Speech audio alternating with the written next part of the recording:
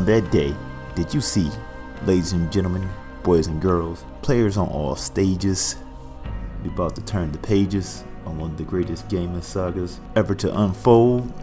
Even though the story is still being told, today we're going to talk about the music from Shenmue. What it do? It's your main man, Spidey Rock, aka Rick Chan. More funky flavor for you to withstand. Spilly D thrill 'em. May not have heard, but you about to feel 'em. And we here at the Electrifyin Dojo, just to let you know what's about to go down in the town that we call Yokosuka.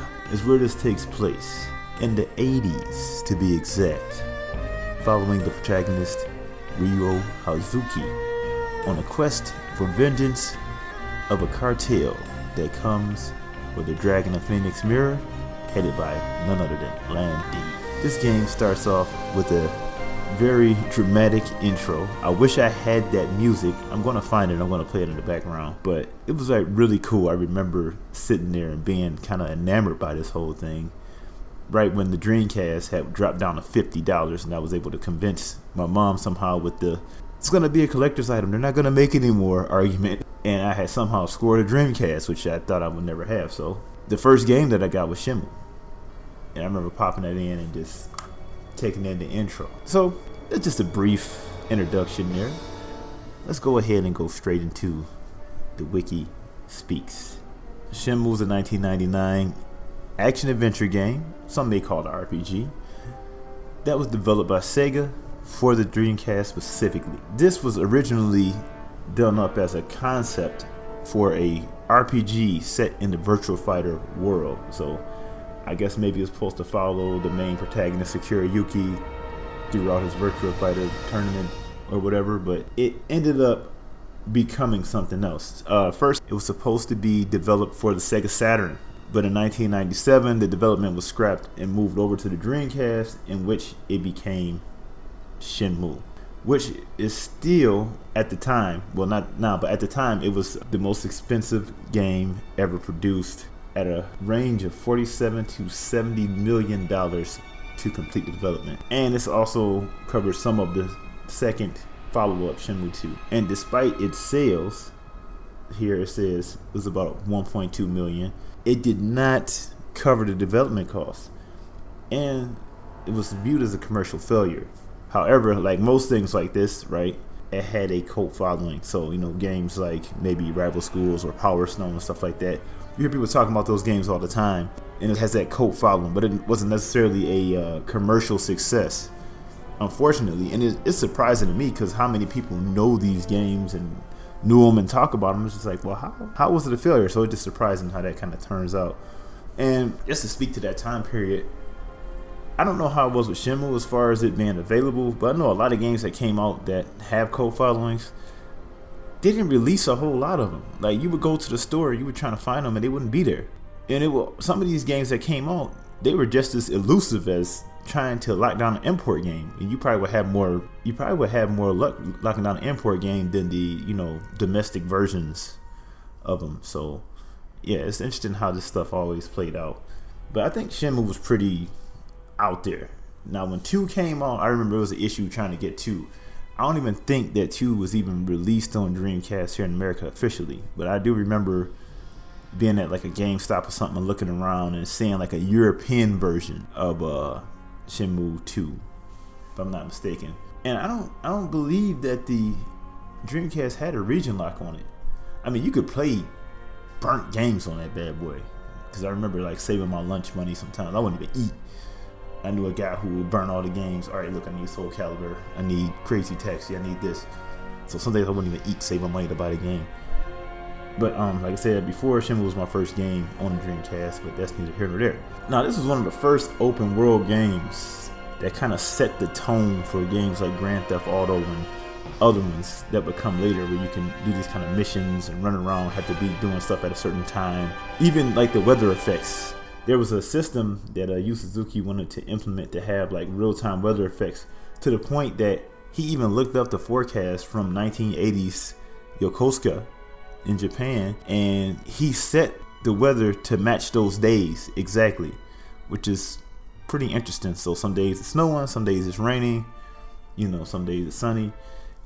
and this is all happening in the game in quote unquote real time. Now I'm not too sure what the ratio was for the hour as opposed in the game as opposed to an actual hour, but it's pretty cool to see time pass. And it was weird because it was one of the first interactive games you can kind of talk to people. Well, not first interactive, but you could talk to people, run around, and you can follow separate people's storylines. Like stuff be going on in the neighborhood, like drama stuff between two people. You could talk to like some of the people in the neighborhood, and they tell you everything that's going on with so and so. And so it's kind of interesting. You know, it has that RPG quality of everything having a detailed story that you could follow, and almost like, you know, if you're an only child like me, and sometimes you can't hang out with your friends unless your parents take you there, and most of my friends live far away, and so it's like kind of a thing, like you kind of get this weird sense of a community in this game, right? It's like, how do you pull that off with these programmed characters, you know? But it works quite well, almost to the point where you get to know some of these characters, you get kind of attached, you want to see certain people, you go see them and stuff, and it's real cool, man, you know. And it probably didn't help with my social skills, but that's neither here nor there. I am a pretty lively person, if I do say so myself. But anyway, that's just a little joke. Like, very holistic experience. If I do say, you can get a job in this game, you know, you get paycheck allowance, you go to the arcade, sometimes you blow your money at the arcade or whatever, go buy some food, you can listen to cassette tapes, catch the bus at different times. And why anybody would find that interesting in the game, I don't know, because it's all very mundane stuff. But like when you're about 11 or 12 and you hear you can do all these things in the game, I mean, that's like progress, because it goes from Super Mario on a 2D plane jumping over like Goombas and turtles and stuff like that to now you can go in the stores, you can interact with people, you can train your martial arts moves in the parking lot when nobody's looking and stuff. And you know, you got girls hollering at you, trying to ask you out on dates and stuff in the game, and it's crazy. And you're like, whoa, what is this, man? This is, you know, I can do all this stuff. So it was just a step up at the time, and then like, you know, you get older. It's still kind of cool, but it's like, okay, these are all mundane things. But at the time, it was groundbreaking. And I remember being in 7th grade, we was in Mr. Swan class. My homeboy, Bro Lee, one of my best buddies, man. He was telling me about it, like, yeah, man, it's this game called Shenmue, it's gonna be on Dreamcast. You could do this, that. I was like, man, yeah, right. But he had the book, so he showed me the book, and I'm like, oh, wait a minute, that looks dope. And he always was like a big fan of the game, and kind of sparked my interest in it a lot. Because I remember when he got it, he was playing some of the music like on the phone. Like, you know, back then you talk on the phone to your friends, you do the three-way, blow up that phone bill and shit. Everybody get on the phone. Hey, you need to get out the phone. You've been on here too long. I remember he would play like some of the music and the sound clips over the phone. I'm like, man, I really want to play this game. Like I said many times, I didn't have this at its height. I got it like in 2001, fall 2001, when it was on its way out. So sometimes I had to kind of live vicariously through my friends' gaming experiences, or go to their house and stuff. But it was still cool to kind of be able to, you know, interact with it somehow. So what else could I say about this before we go into the music? Because we want to kind of jump right into it, because this is going to be a massive undertaking, just considering how much music is in this game. So just as many things as I said that you can do, there's different music for each thing. Okay, so they had an official release of music where it was like arranged versions and kind of stuff like that, where a lot of the in-game audio was not released in that soundtrack, which I found surprising. So there's 2 discs, but you know, just some arrangements, kind of like a Killer Instinct Killer Cuts version, right? Now the other music is in-game, and I had to do like a lot of hunting for it. So in different Shenmue forums and things like that online, you can find the different stuff. Somebody was nice enough to go in and, you know, find some of that stuff and rip it, which is cool. So it's available. But they did have like a limited release album that came out during the release in Japan. Of course, that didn't happen here because they didn't care about gamers as much over here as they did in Japan. You know, Japan was a thing. So it was just like over there was a release of the cassette tape. So there was a cassette tape album that came out with the cassette tapes. And hopefully, I'm looking at you, Final Fantasy VII Remake. Y'all release some of them jukebox songs on the soundtrack. That would be dope. And speaking of Final Fantasy VII Remake, I feel like there was some correlation between that and Shenmue. I feel like the people who worked on Shenmue, ended up working on that Final Fantasy VII remake because there was a lot of similarities with stuff that happened within the gameplay and just kind of the feel of it. I was like, this is very Shenmue. So I feel like that's relevant to speak on that also. And there were jukeboxes in Shenmue as well, so there you go. And like even some of the cutscenes, the way the characters moved reminded me of like Virtua Fighter. It had this tinge of this late 90s Sega arcade game, the way they moved. And that's like some very super geeky stuff, but that's what we're here for. It's a podcast about Shenmue music. I mean, how much geekier can you get than that, right? So anyway, as I ramble on and go on and on to the break it down, some kind of credit this game with being one of the nails in the coffin of the Dreamcast, which is arguable. Some people do feel that way, but one of the other things it could be, the Dreamcast just came out at the most inopportune time, right? They mastered they actually beat out the arcade and experience of bringing games that were better than the arcade home. So when Soul Calibur came out on Dreamcast, that is the best looking version of that game at the time. Because it used to be you go to the arcade for that experience, but you compare Soul Calibur on Dreamcast and the arcade, the Dreamcast is superior. So a lot of those things came home as far as the arcade, and that's when the arcade started phasing out too. Now the problem is they came out later in the PlayStation and Nintendo 64 cycle. So by this point, what's coming up next? Xbox, PlayStation 2, and these systems are capable of playing DVDs. So now you got people who don't even give a shit about games. They're getting into the system because hell, I can buy this for my kid. They can play games. I can watch movies. I need a DVD player anyway, right? So when those came out, it was bad timing for the Dreamcast. It couldn't keep up with that jump. So you could say part of it is that Shenmue just was a overly ambitious project that tanked the company to a certain degree, or you could also say it came out at the wrong time. And it's kind of like that thing, and I've had exes tell me this. Oh, it's not that it's better, it's just different. And that's kind of what happened to Dreamcast. It's not that they're better, they just have this. It's different. And the Dreamcast still has a big following. So much so that there's people still making homebrew fighting games right to this very day. Emulation has boomed with it, so it's by no means dead. And part of the reason we're doing this is because I just found out there's a Shenmue Anime. And I want to see this. Now, if this would have came out in 2002, I would have been all about it. So yeah, there's a Shenmue Anime that's released. I believe it's 3 episodes into the series. So I was like, let me go and talk about Shenmue music. And this all is kind of funny. It kind of coincides with Sega closing down its arcades. So Sega's no longer in the arcade business. They've had the longest run arcades for a while, and they pulled out recently. So that's kind of sad to see. It's like the end of an era. But at the same time, Shenmue Anime's out. So why don't we talk about Shenmue music? So let's talk about here some of the composers of that soundtrack. I believe there's 4 or 5. I tried to look up on VGMDB to see who specifically did what.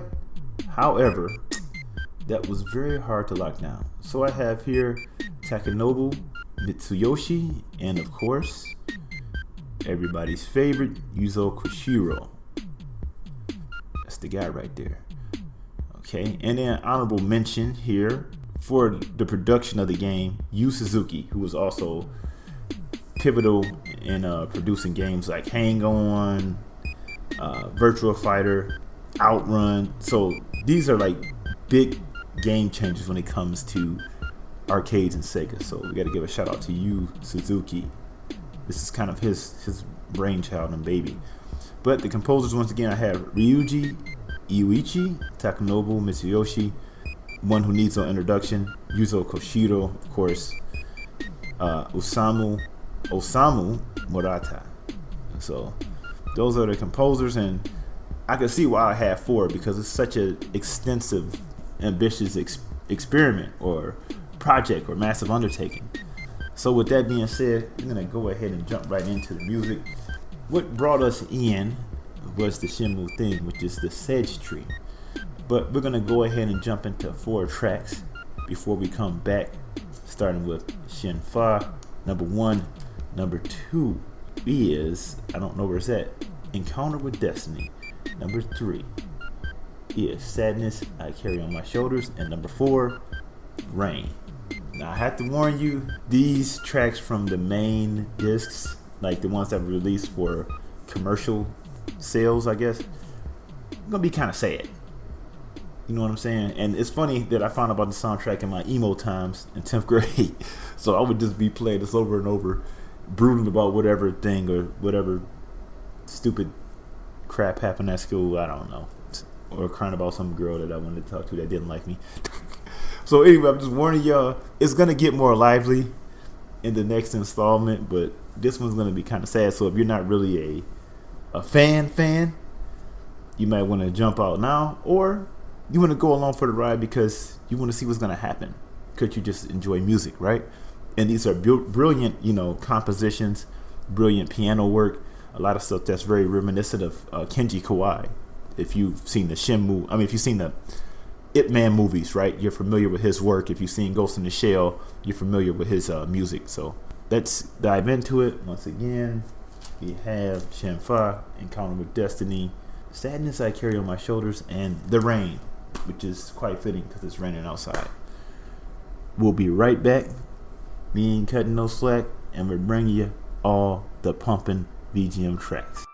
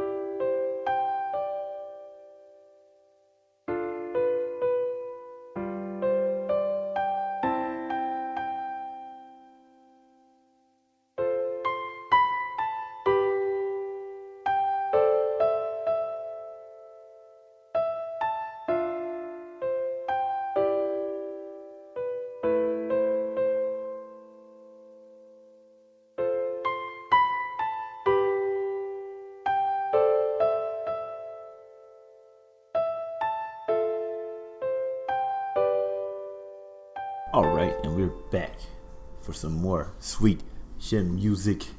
Don't you confuse it. We about to get to's it, as Project Pat said inside the side. Just wanted to say that real quick because it's fun. Now we're about to stick to the words and the puns about the music. I gotta stop saying so. I'm so glad I went to TSU. Okay, anyway. We just did 4 tracks coming out of Shenmue, Encounter with Destiny, Sadness I Carry on My Shoulders, and Rain, which it's raining right now, so it's quite fitting, if I do say so myself. I probably need to listen to something more lively because I gotta get ready to do some lively stuff in a second. So, anyway, starting with Shenmue. I always thought that was a cool track. I remember that was actually one of the first tracks that my friend Barbaro played for me over the phone, and I heard it, I was like, yo, it's pretty dope. So it sounds like a traditional Chinese track. You can hear the ear U in the background. I think that's how you pronounce that that kind of instrument. I always like the sound of that. You probably heard it many times in many traditional Chinese music or songs. I like how they added after the intro to kind of give breath to kind of the crux of the song and the emotion it like evokes.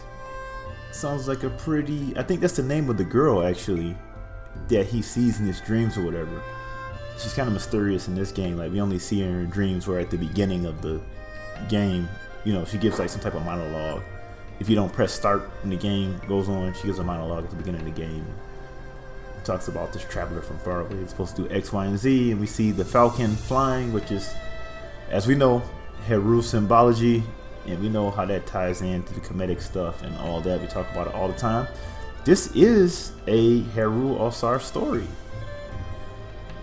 if you want to get real with it.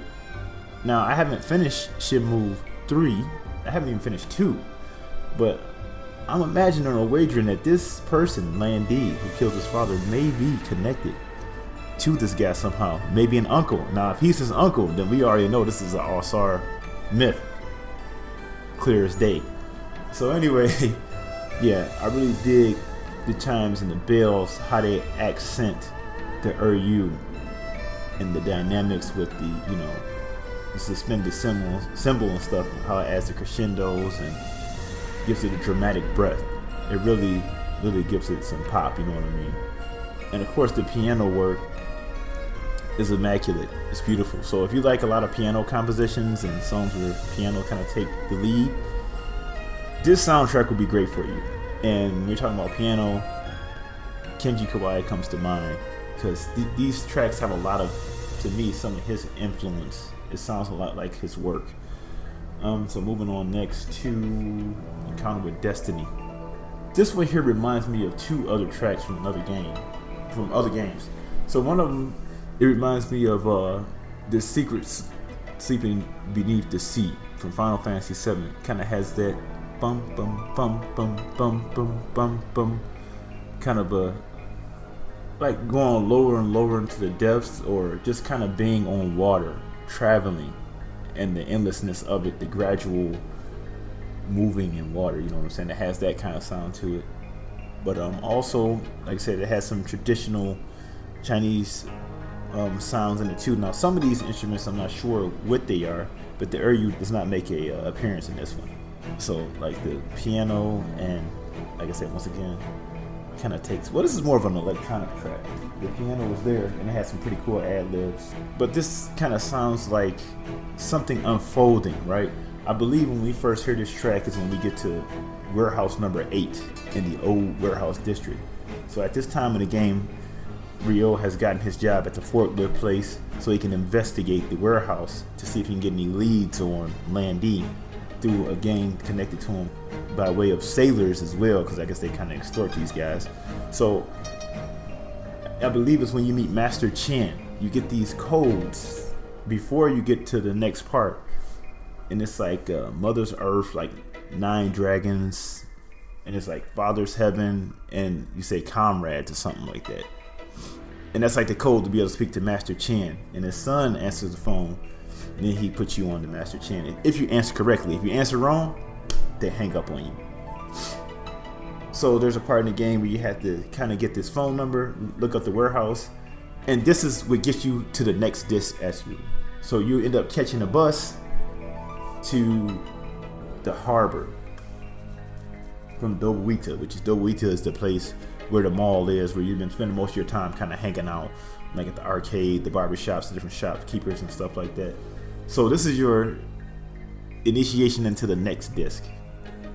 And this is when the ball starts rolling, really, when you meet Master Chan. So, pretty cool song. You figure out the story, you learn some of these new characters and stuff. And it has that feeling of, I have literally stumbled upon the rest of my life. Like, I was supposed to meet these people in a chance meeting. And now, the possibilities are endless. The journey's only begun. So this has that feel of it, like, kind of that excitement, but also kind of that nervousness, right? Like you're about to embark on something big. So I like how it kind of evokes that. The title, Encounter with Destiny, is perfect. Then moving on to Sadness on My Shoulders. Now this one really reminds me of Kenji Kawai with the chords, like those kind of ethereal chords, and in conjunction to the piano. It seems very much like some of his compositions. How it kind of sets this mood with this kind of overarching chord, and then the piano comes in, which I think is, really dope. I don't really know much to say about it. It just kind of puts you in that mood, like you feel what's going on. Like what I can say about the soundtrack is, it puts you in that mood of the character. Like you feel like you're going through what he's going through, and just waking up every day, having to try to figure this whole thing out, taking notes, talking to different people, getting more information, but not seeming to feel like you're getting any closer to finding this guy that just, came to your house and challenged your dad to a duel, wrecks him, and then just leaves like it's nothing. You know what I mean? And then, like in the process, almost runs over a bunch of people, cats and stuff like that, and just, kind of wigs out. Something you're not used to seeing in such a, it seems like a close-knit, small town area. So yeah, this kind of evokes that feeling like, damn, like I'm doing all this work, but I don't feel like I'm getting any closer to finding out. And on top of that, that's like my dad, that's like Superman, that's like my teacher. He taught me everything I know. Like his father taught him kung fu and all this stuff, and it's just, a lot for him to deal with. And he's kind of at a turning point in his age. He's studying to graduate, trying to figure out what he wants to do with his life. So there's just a lot of shit happening. So there's a lot of weight, and a lot of that weight can be sadness, and he carries it on his shoulder. So it's a great title for that song. And if you're ever feeling down and you want to play this kind of music, you can play it. It's not necessarily going to lift you up, but it'll put you to sleep. And sometimes you just want to listen to something that's in that realm, because that's how you're feeling. And this is a good song to kind of let some of that stuff out, because sometimes you do need to let that out. You need to hold that in. Anyway, that's enough of my emotional TED Talk. Next to Rain. I always kind of like this, a cute track, just the piano by itself. And you first hear this track when you run into the little girl in the neighborhood, Megumi, and she is taking care of these cats. Because what happened is, Landy, he does the do, takes out Iwao Hazuki, Ryo's father, and him and his gang dip out. And they like doing screeches and tire burns in the street trying to get away. And in the process, they run over this mother. So it's a mother cat to this baby cat that you got to take care of. And so the little girl sees all this happen, so she decides to take care of the young kitten.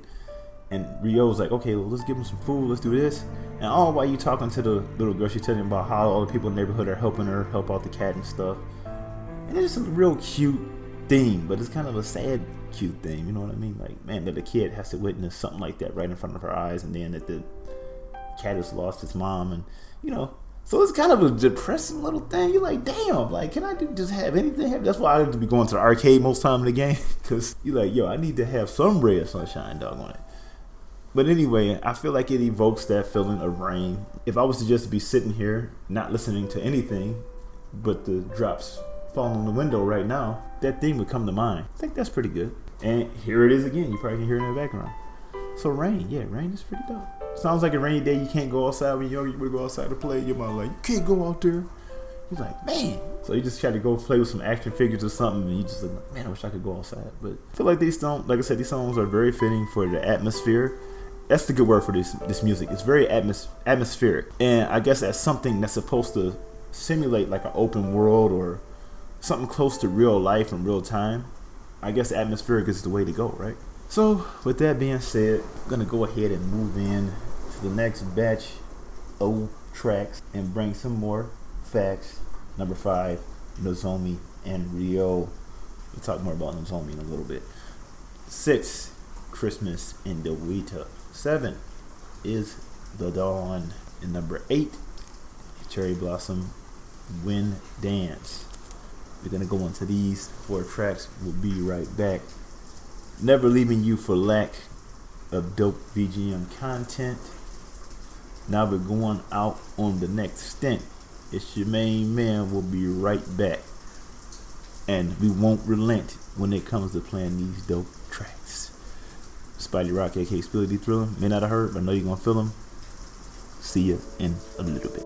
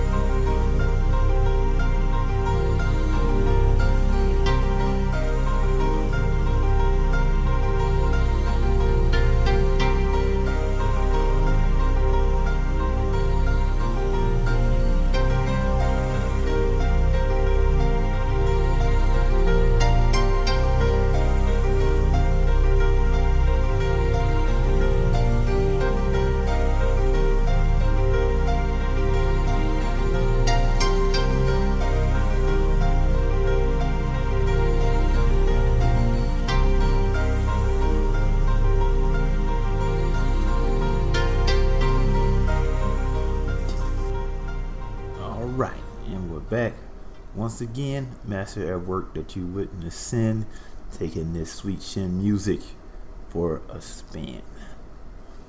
Now we just played Nozomi and Ryo. Then we went into Christmas and Dobuita, followed by Dawn, and closing it out with Cherry Blossom Wind Dance. So let's jump right into it.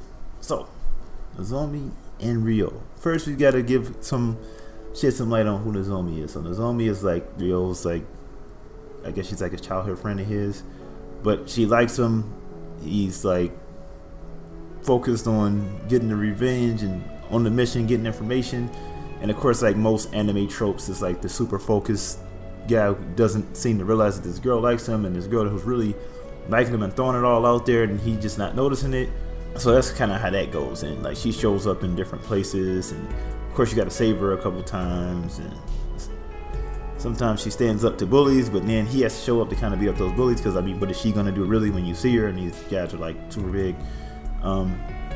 Yeah, so they kind of have this cool relationship. You know, she's talking about graduating and possibly going to Canada and stuff, so she's kind of sad. And I think when she reveals that to Ryo, this music is playing, she kind of catches him after he's, you know, tossing these guys around at a tattoo parlor, just giving them some bad information and try to get the jump on them, and he kind of beats those guys up. And then he comes outside and she sees like, what are you doing out here? And then this song comes on, which is pretty interesting. And she started talking about how everybody's getting ready for entrance exams in the university and stuff like that. So she's worried, of course, because she likes the guy and she barely sees him. And then when she does, he's like, oh, being Batman basically, and doesn't seem to have much time for her. So anyway, into the song. It's pretty dope, man. It reminds me of an old LL Cool J song where he's talking about "I Need Love," which they say was one of the first kind of rap love songs. It kind of has that feel to it. Even the drum machine they use sounds like one of the old drum machines from back in like the 80s or whatever. That, you know, it has a very hip hop kind of vibe to it, which is dope. I like it. And of course, they got like the little sitcom keyboard sound when they had the serious conversations with the kids. Now listen here, Eddie. I know you want to do X, Y, and Z. Then the music gets all sentimental. It kind of has that feel to it. Almost kind of like when you used to watch Doogie Howser, and I'm like aging myself here. I was still pretty young when that came out, but I remember watching it. And every time he's typing, there's kind of this somber music playing. It reminds me of that a little bit too. And that coupled with like a flute, which I thought was an interesting take for the instrumentation, and that, you know, keyboard juxtaposed, it was pretty cool. And I like the bass line as well, you know. It's got this hopeful 80s sitcom love theme to it. And it works. I mean, it works for the situation. And speaking lastly on the Nozomi thing, I remember the commercial for this was pretty... like, man, they supposed to be marketing it towards kids or like teenagers and stuff, and it was like, this is kind of adult.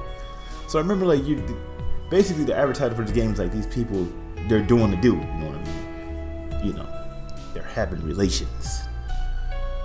And what happens is this guy's been playing this game so much the whole time. It's like he's thinking about the game during this time, right? And then what happens is he comes back to reality and his girlfriend is like, who's Nozomi? And I'm like, oh god. Rather suggestive thing for a video game commercial, but that's just where we were going with it, you know, at the time, I guess. And there's probably more cringeworthy commercials that you could find, but that was one of them. But anyway, that notwithstanding, moving into the next track, Christmas in Dobuita, which is one of my favorites actually. This is like very Kenji Kawai-esque. Like, once again, we come in with the ethereal chords. Now this one has light piano in it. It's not too much, you know, on that regard, but it's like light, and it comes in where it needs to. It makes these flourishes that really bring out the, for lack of a better term, effervescence of the track, right? And I don't know how much it sounds like Christmas outside of the chimes that they use. I mean, I used to listen to this song all year round because it's just very relaxing, and it puts you in a particular space and time, you know what I mean? Especially if like you're meditating or you just want to kind of relax, you know? It's a good track for that. So a lot of these songs have this like kind of relaxing tone to them as well. That could be, you know, kind of soothing. That's a good word for it, soothing. So that's why I really like that one. What else could I say about it? I don't know. It also reminds me of 80s like track. I can't think of the name of it. It's like a pop track. And I have not been able to figure out the name of this track. I used to hear it all the time. Like, you know, on those light rock stations where the guys, they kind of talk like this on their, and we're going to play the next track, Take My Breath Away from Top Gun. You know, like those light rock stations. I remember my mom used to listen to a lot of those when I was younger. And I didn't get it at the time, but I understand now, because like sometimes mom, she would just sit in the car and just listen to us. Like, Mom, why are we still sitting in the car? And it's like, oh, she's having a moment, like, you know. So it reminds me of kind of those times too. And like, I finally get that, why she did that, you know. But anyway, we're gonna move on to the next track, which was Dawn. I like this one because it kind of, although a lot of these tracks are somber, soothing, and somewhat sad, Dawn gives a kind of hope. Another day, try it again, right? Another chance to solve this and get this all taken care of. You know what I'm saying? As long as I'm still breathing, I'm still moving, I'm gonna make stuff happen, right? So I really dig that about the track. The intro is really cool, like kind of this deep tones at first, with the piano and the chimes that seem to, the bells that seem to kind of set off and accent these notes really nicely. Almost kind of reminds me of like some of the Marvin Gaye songs from like the early 70s or whatever, how they used to use the bells and stuff in conjunction with everything. So I really dig that and how everything kind of accentuates. Then we come in with this kind of, I don't know what to call this instrument. I feel like it's a chime. It's like, but it's in a lot of traditional Chinese music. It's some type of chime, and I don't know what to call it. I'm gonna have to figure this out because this is gonna bug me for the rest of the show if I never. I'm gonna keep saying there's a traditional Chinese sound, but this is the best way that I can say it without sounding like a total idiot. You know what I'm saying? But that comes in as well, and I like how it takes over. And once again, we had those ethereal chords, reminiscent of Kenji Kawai again. I keep mentioning him, but a lot of this sounds a lot like him. I wonder if some of these cats work with him, or maybe they were influenced by him. So I like that kind of, you know, almost like a voice or a chant, like a meditative chant. It's kind of a just whistle. It's a whistle sound that kind of permeates through it as well as the other songs that I found very interesting. I was like, what is this whistle? But it works. It works. The $5 box, it rocks. It rocks. Then moving into Cherry Blossom Wind Dance. Initially, this song reminded me of, I don't know, like a phone call, like kind of being on hold. Like you ever call somebody, you've been on hold? Maybe not nowadays, it's few and far between. But back then, they used to have something called hold music. They probably still have it. And sometimes that hold music be popping though. You're like, man, this is dope. What is the name of this? And it's some generic song that somebody had to work very hard to compose, and you probably never know who it is. Kind of sad, actually, but no, it's a dope song. It's very relaxing, you know what I'm saying? You can just put that on, kind of sip you some tea. Piano works with those, once again, that I don't know what that sound is, but it works with that sound quite well. And it's kind of like a flourishing sound. It does sound like wind, that continuous kind of constant, incessant motion. And then the piano, I guess that could be like the leaves from the cherry blossom that kind of flow and blow in the wind and fall on the ground and get everywhere. Sometimes stuff gets in your hair. We used to have some trees like that outside the apartment and at TSU back in the day. And every time I used to walk and I come in there, some girls, hey, some stuff in your hair came from the tree. So it very much evokes that feeling. But right now, we're about to go ahead and go into the break. I don't know how long it's going to take. We're going to raise the stakes, and we're going to sweep them too. We're going to do what we got to, and we'll be back with more tracks for you. All right, see you in a little bit.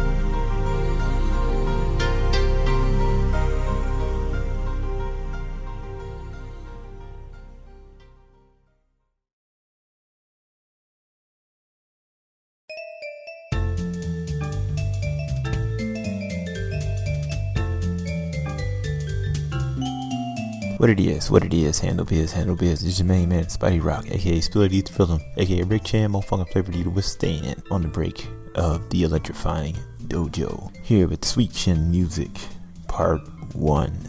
Just wanted to give a quick break here to talk about some of the things we got coming on the horizon. One being the PS2 Tekken games, covering Tekken 4 and Tekken 5. Like I said before, the show was inspired by listening to shows like VG Empire and Legacy Music Hour and stuff like that. So in that, I want to make sure that I cover certain games that haven't already been covered by those particular shows, and some may intersect, and that's fine or whatnot, but I want to try to make sure I do things that I haven't seen covered in a podcast form. So definitely wanted to get the Shenmue because I hadn't seen that done, and we had a Shenmue Anime that's out on Adult Swim or something like that. Haven't had a chance to check it out, but I would like to see it. I'm just trying to figure out where I can watch that at. I guess we'll see. I don't know if they got some type of streaming platform for Adult Swim, but I don't have cable. So, but yeah, in honor of Shenmue, this being one of my favorite games, wanted to definitely cover that. The next will be covering the in-game songs, stuff from the different levels, shops and stores, and battle sequences, QTEs and stuff like that. But once again,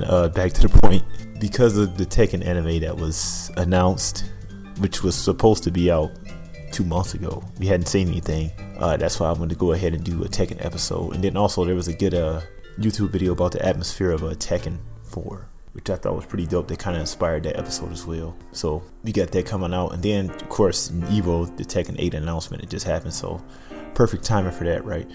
So I want y'all to go ahead and check that out. Next, it's going to be on the horizon. Be on the lookout for that. Be on the lookout for Shenmue, Sweet Shenmuesic Disc 2 with all the in-game stuff. And hope you're enjoying the show thus far, even though it's kind of a bit mellow.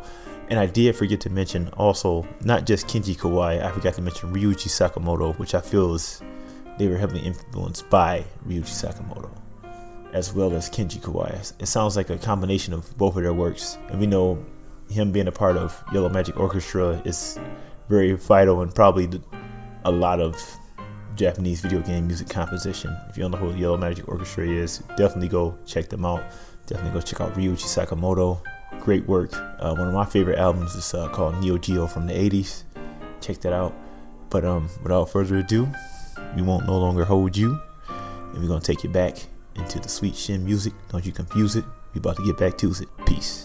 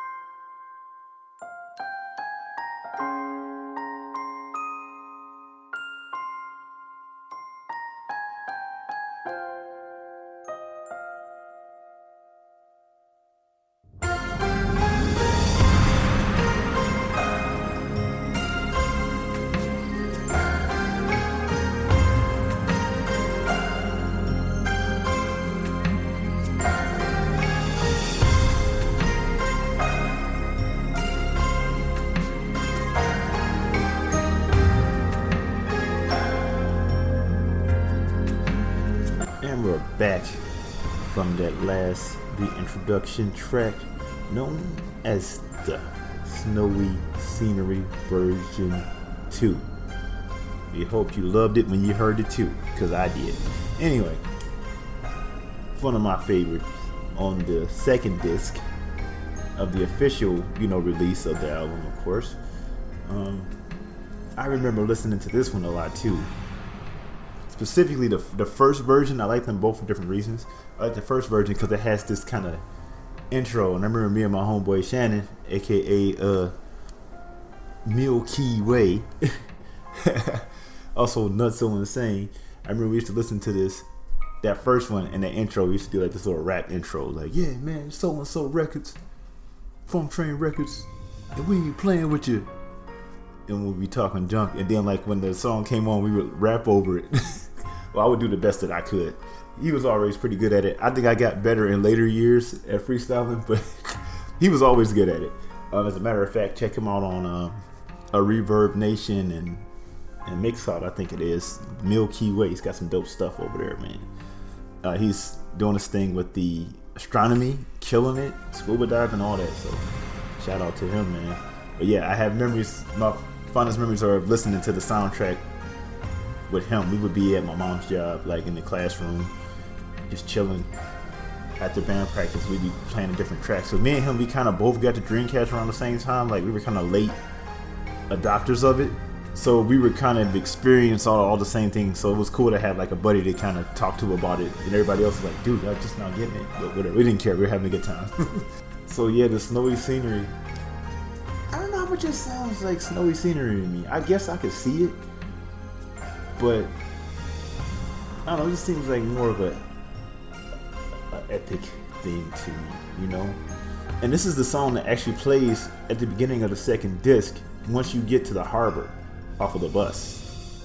And I don't think it's snowing at that time. It could be, depending on when you get there in the game, because you can get there on a different day or whatever, and it could be snowing that day, right? Or you can get there on a different day, it could not. Like, that was the interesting thing about this game. Like, you can kind of BS and do a whole bunch of stuff and really draw it out if you want to. Or you can go in and, like, handle all the missions as soon as possible and be done pretty early. It's really up to you. You know, it depends on how much you get lost. But you can also get a bad ending if you don't finish it in enough time. I've gotten that one, of course, and that kind of sucked, but whatever. Anyway, about the music. Once again, it has that chime. I don't know what it's called. I'm going to have to figure it out, and I'm going to keep saying it. I just don't know. But I like how the melody is this really distinguished. You know what I mean? It's really distinguished melody. Sounds like some higher echelon type stuff. You know, it reminds me of Tai Chi almost. Like, it's flowing, it's moving, but at the same time, it has some high spiritual merit to it, if I could give any kind of definition. And some mystery and wonderment to it as well. And I like the part where it's a break, where everything kind of drops out and it's just the piano and, you know, some light percussion. It's this drum that sounds kind of like water. You ever dump something in some water and it makes that boom sound like that? It has that kind of buoyant sound to it, and everything breaks out, and it's just that and like kind of a tap and that buoyant sound with the piano, and it's like, man. So it kind of sounds like you're floating almost during that part. But it's interesting because, like, with Tai Chi, it could be very floaty, right? Like clouds moving. So it reminds me of that very much. I really like the ending too. Like the ending chords with the piano, you could tell that they're really making their way across the piano down to the higher notes, and then how the encompassing chord kind of takes over with that. You know what I'm saying? Like, kind of, is it over or is it just starting? You know, kind of thing. It's up to you. It's a very motivational track. I think it's a good track to listen to when you're waking up in the morning and you're stretching like, all right, let me attack the day. You know what I'm saying? And then the end represents kind of the uncertainty of what that day will bring, right? So that's what I like about that. But we're gonna move into the final 5 tracks, and we're gonna close this segment out because we gotta do a whole separate episode. Otherwise, we'd be here all day because there's so much music, such a massive undertaking. So this will be what we call disc 1. We'll call this Sweet Shenmuesic disc 1, and then next one will be disc 2 with most of the in-game tracks from the game, the stuff that I know you guys really want to hear. And it won't be as kind of somber as this one is, because shoot, I'm getting sleepy just listening to it, and I got to go do something that requires me to be quite alert. So yeah, let's go ahead and close this out with Departure for Hope. That's a very promising name. Number 2, The Place Where the Sun Sets. Number 3, Working Man. Inherited Skills is number 4. Closing it out with The Continent and C. And that's where we'll be once we finish with all 5 of these. We hope you digging them. We hope you feeling them. With your main man, Spilly D Driller. We'll be right back. Right back.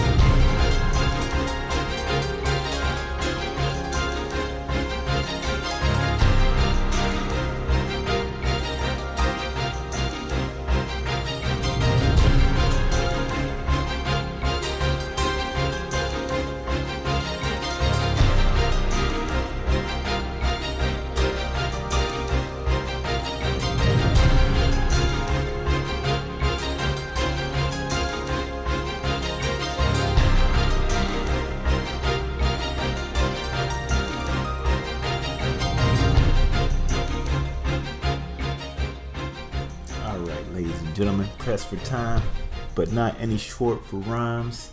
Music ethereal, soothing, and sublime. We're back online here with the Electrifyin Dojo. And we going right into it with the last batch of the dope tracks. Starting with Departure for Hope. That song right there, man. Whew. It just hit, man, it just hits. As soon as it comes on, you know what I mean? With that first riff. Man, I am taken away by it. I'm taken away by it. And it's like, it takes me to a particular place in time, like most of these songs.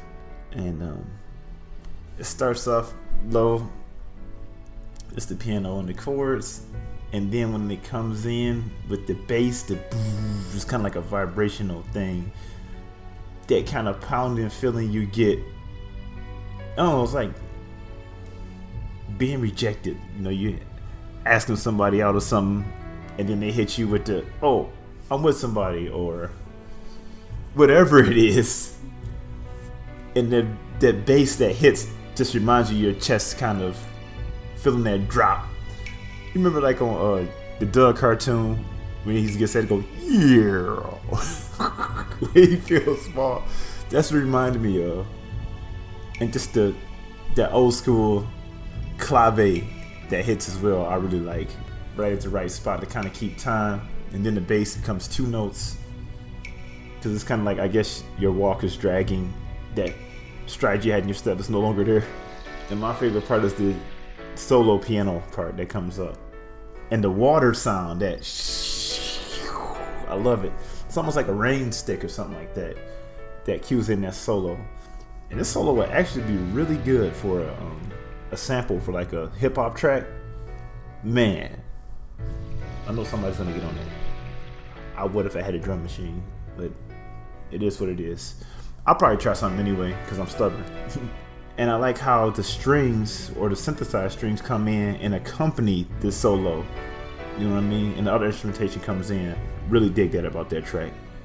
So after the Departure for Hope, which just is like crushing defeat, we go into something a little bit more lively, The Place Where the Sun Sets.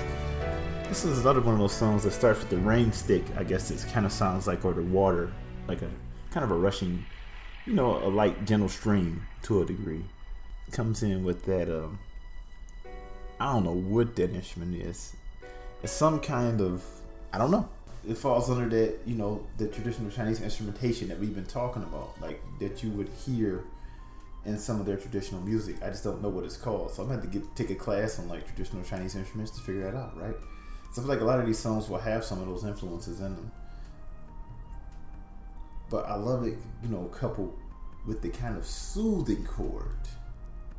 Even though the sun is setting, it's still more of like a relaxing, after a long day of going out and probably pumping people for information, interrogating people Batman style and going to bars and stuff. You know, maybe you sit back and relax, take a nice midday nap or something, you know, while the sun is setting, or just taking in the sunset. And like I said, once again, it has those kind of, it's almost like vocal kind of chords, where maybe it's a synthesized voice, but at the same time, you know, something from the ethers. And you almost just feel like chilling out when you listen to it. And it also seems like hold music as well. This one seems like maybe somebody put you on hold while you were calling some dentist or somebody. All right. And that, next, I was kind of messing up because can you tell I'm recording this out of order? Anyway, so we went into, after that, Inherited Skills. Now, this song is very special to me because I remember my homeboy, Bro, shout out to Bro, doing this thing, you know, his acting gig out there in Michigan and stuff. I remember we was like, what was it, 7th or 8th grade, and he called me like, you gotta listen to this song.